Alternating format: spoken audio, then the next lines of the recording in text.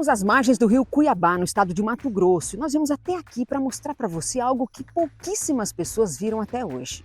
A usina de Itaici. Ela foi construída em 1897. Mais de 5.000 homens trabalharam durante um período para fabricá-la, para levantar. E quando eu falo fabricá-la é porque todos os tijolos, inclusive, foram feitos aqui, neste lugar.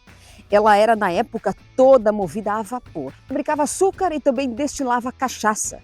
Tá curioso para ver? Então vem com a gente. Nós vamos conhecer hoje o primeiro equipamento industrial no sentido moderno, e os senhores vão ter o privilégio de entrar em contato com a Revolução Industrial Europeia implantada no Brasil, sendo este aqui o maior patrimônio de arqueologia industrial do Brasil, declarado pelo IPHAN. Nós temos aqui um processo de industrialização a vapor, que foi com equipamentos super modernos da Europa implantado aqui no final do século XIX, onde não se mexeu na matriz energética. É o mesmo equipamento que foi colocado, é o mesmo que está hoje aí adormecido. O que nós temos aqui em tecnologia? Primeira indústria coberta com folha de zinco no estado. O zinco é original do século XIX. Não existia folha de zinco no Mato Grosso. Essa foi a primeira vez que veio zinco como cobertura para o estado. Isso reflete numa coisa. Primeiro, ela deu muito mais estabilidade, porque não forçou a estrutura com peso. Todas as outras usinas ruíram e caiu o telhado primeiro e depois ruíram todas. E aqui permaneceu, porque é leve e ela mantém, claro, o isolamento térmico, né, e também de umidade muito melhor. Outra coisa interessante, primeiro no estado, para-raios. Aquele para-raio é o primeiro que foi instalado no estado de Mato Grosso. Não existia esse sistema, só se ouvia falar muito longe, mas já teve aqui. Aqui dentro tinha 15 quilômetros em trilhos, porque toda a produção, como era muito longe, então os alemães instalaram o sistema de trilhos com vagonetas tocado a burro.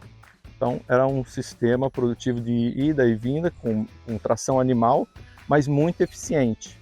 Então aqui dentro da propriedade, até 7, 8, 10 quilômetros dentro da propriedade tinha trilhos. Então um sistema bem interessante. Outra coisa, uma balança industrial com apontamento de produção. Aqui também era tudo no sentido alemão, tudo marcado, fichado, anotado, pesado e comparado com a produção que saía. Então eles linkavam o tanto de tonelada que entrava de cana e o tanto que saía de garapa e depois da produção final. Era tudo dentro de uma equação para eles fazerem as melhorias que eram necessárias. A família alemã que veio, se proliferou bastante, casou, não voltou para a Alemanha, ficou aqui. Então eram em torno de 3 engenheiros e vários outros funcionários de alto escalão, com muito conhecimento técnico. Eles ficaram aqui no Pantanal, então, e continuaram então as melhorias. Como não tinha WhatsApp na época e não tinha meios de comunicação, como se fazia a manutenção de peças da usina? Aqui mesmo. Então eles montaram aqui uma fundição e uma indústria de encanamentos mecânicos e hidráulicos que ainda temos resquícios aqui atrás. Então tudo era fabricado aqui para a manutenção da usina. Pouca coisa vinha de fora, porque não podia parar. Não tinha como manter o giro, porque a safra era curta também, por causa do regime das águas. Então tinha que, naquele tempo ali, produzir tudo que tinha que produzir.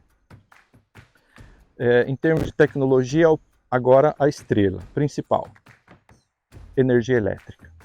Aqui foi acesa a primeira lâmpada no interior do Brasil. No Mato Grosso continental, é o primeiro lugar que teve energia elétrica. Quando falo Mato Grosso continental, é porque Mato Grosso tinha Rondônia, ia próximo do Acre, e pegava todo o Mato Grosso do Sul até na fronteira com o Paraguai. Então era gigante, né? Metade do Brasil praticamente era o Mato Grosso. E nesse interior, a primeira energia elétrica a vapor, com um dínamo. Quanto tempo demorou do lançamento da pedra fundamental até o início da produção? 1 ano e 2 meses. Estamos falando de Pantanal, interior do Brasil, hoje uma indústria, se for querer instalar aqui, eu acredito que dificilmente em 14 meses conseguiria do zero até ela estar produzindo. Então o tempo é recorde realmente, e a gente só pode, vamos dizer assim, concluir porque é devido ao conhecimento técnico alemão e a maneira de organizar as coisas, que os alemães vieram e não falavam português, mas tiveram que aprender a falar português, e os trabalhadores tiveram que aprender as expressões alemãs aqui, porque era tudo técnico, então as palavras eram em alemão. Isso foi um encontro cultural muito, muito interessante. Pessoal, a gente estava até agora com o Marcos, que ele é o principal pesquisador da usina de Itaici, de todo esse conceito, na realidade, do Itaici,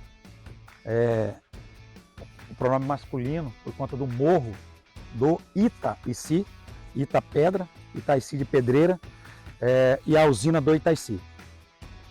O proprietário dessa usina foi o ex-governador do estado, ou presidente do estado de Mato Grosso. Nós tínhamos essa terminologia nacional derivado das províncias, eram presidentes de províncias, e aí se tornou na Primeira República presidentes de estados. O Totó ganhou a eleição em 1903. Aqui, como o Brasil todo, tinha os famosos coronéis, que pelo poderio econômico e militar, eles contratavam força militar civil, treinava e montava sua guarda pessoal. Nós tínhamos outros dois grandes políticos da época, Generoso Ponce e Joaquim Murtinho, dois produtores também, um da área da pecuária, outro da área da erva mate.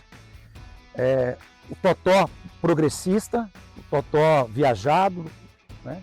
Ele teve uma pegada política bastante produtiva e se aliou ao Joaquim Murtinho para, inclusive, depor o Generoso Ponce, que tinha várias denúncias de violência, de terras e tudo mais, mas era um senador da República.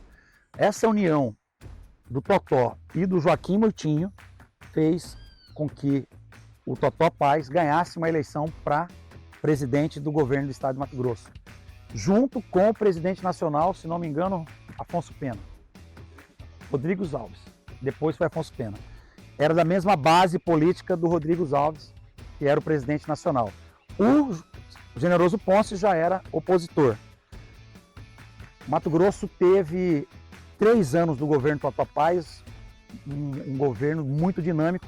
Inclusive, foi ele que assina o Tratado de Petrópolis, a reanexação do Acre ao Brasil, faz uma negociação muito importante com o governo federal para implantar a primeira ferrovia da nossa região centro-norte do Brasil, que é a ferrovia Madeira-Mamoré. Inclusive, dando ordem de serviço, começando a tão sonhada indústria ferroviária nessa região do centro-oeste.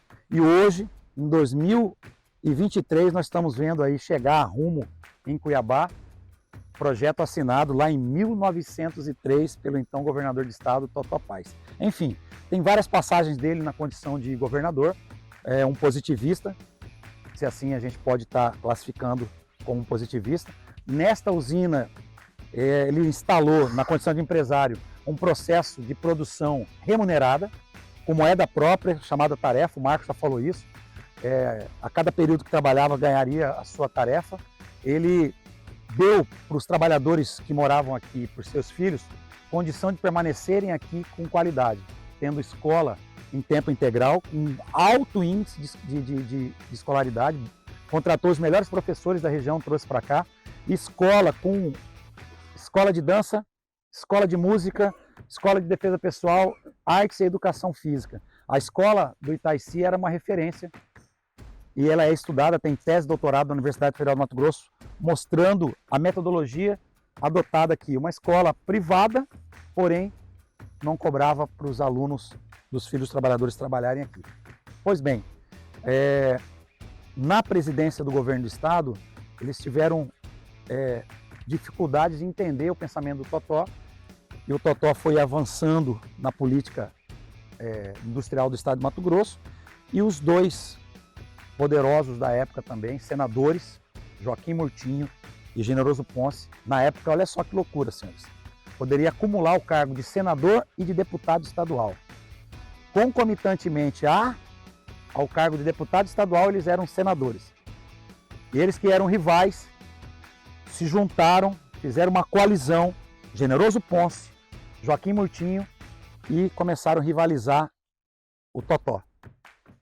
Rivalizar, atacar, criticar, fazer oposição e declararam, inclusive, guerrilha ou guerra civil e estadual contra o Totó, exigindo que Totó Paes de Barros, o nosso governador, renunciasse ao cargo de governo. E o Totó não aceitou, obviamente, além de tudo ele era também um coronel. Ele regimentou a sua guarda, notificou o presidente Rodrigues Alves, pediu ajuda da Guarda Nacional, recebeu o comunicado que receberia ajuda da Guarda Nacional, mas aí fica um ponto de interrogação na história. A Guarda Nacional não chegou a tempo. E aí tem justificativas legais, que o rio não estava navegável, estava em período de seca, demorou demais para chegar, e tem rumores de que os dois senadores, Joaquim Murtinho e Generoso Ponce, fez com que o presidente não avançasse na velocidade correta para chegar com a Guarda Nacional e defender o governador. O governador manteve em guerra, foi para o Cochipó do Ouro, em Cuiabá, onde lá tinha a fábrica de pólvora estadual, e ali, romantizando a história, ele ficou entrincheirado lá no Arraial da Forquilha, que a gente carinhosamente chama e romanticamente chama de Termópilas Cuiabana. Ele ficou lá com a sua guarda pessoal de aproximadamente 250 homens contra 2 coronéis armados com 4 vezes mais homens, e ele não se rendeu até ser dominado. E também tem registros históricos de 2 faces dessa história, que ao se render, os 2 generais, os 2 coronéis não aceitaram mais a rendição e ele foi assassinado, então, em mandato. Infelizmente, isso aconteceu no estado de Mato Grosso, aconteceu no Brasil. Imagino que tem outras histórias parecidas. Se você gostou desse vídeo, então curte, compartilhe, e se ainda não é inscrito no nosso canal, não esquece de fazer isso. Acione o sininho também, porque aqui tem conteúdo relevante para você todos os dias, e se você acionar o sininho, você vai receber. Fique sempre muito bem informado, fique com a gente aqui no Portal Seu Agro.